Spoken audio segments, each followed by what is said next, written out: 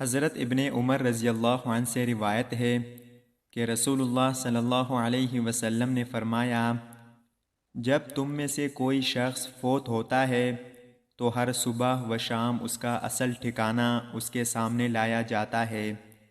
اگر وہ جنت والوں میں سے ہے تو اہل جنت سے، اور اگر وہ دوزخ والوں میں سے ہے تو دوزخ میں سے اس کا ٹھکانہ اسے دکھایا جاتا ہے، اور اس سے کہا جاتا ہے تمہارا ٹھکانہ ہے، یہاں تک کہ اللہ تعالیٰ قیامت کے دن تجھے زندہ کر کے اس ٹھکانے تک لے جائے۔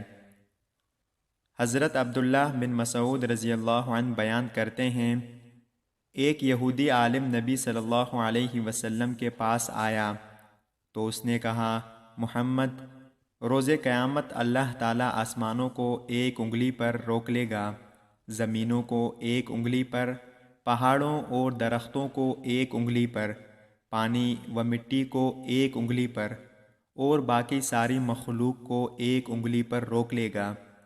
پھر انہیں بلائے گا اور فرمائے گا، میں بادشاہ ہوں، میں اللہ ہوں۔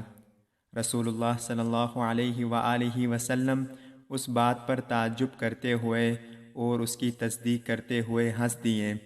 پھر آپ صلی اللہ علیہ وسلم نے یہ آیت تلاوت فرمائی۔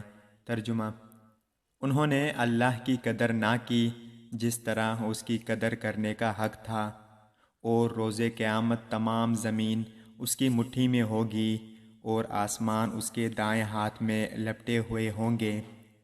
پاک ہے وہ ذات اور بلند ہے اس سے جو وہ شرک کرتے ہیں۔ اللہ تعالی ہم سب کو ان پیاری احادیث پر عمل کرنے کی توفیق عطا فرمائے، آمین یا رب العالمین۔ السلام علیکم ورحمۃ اللہ وبرکاتہ۔ آپ سب دیکھنے والوں کا بہت شکریہ۔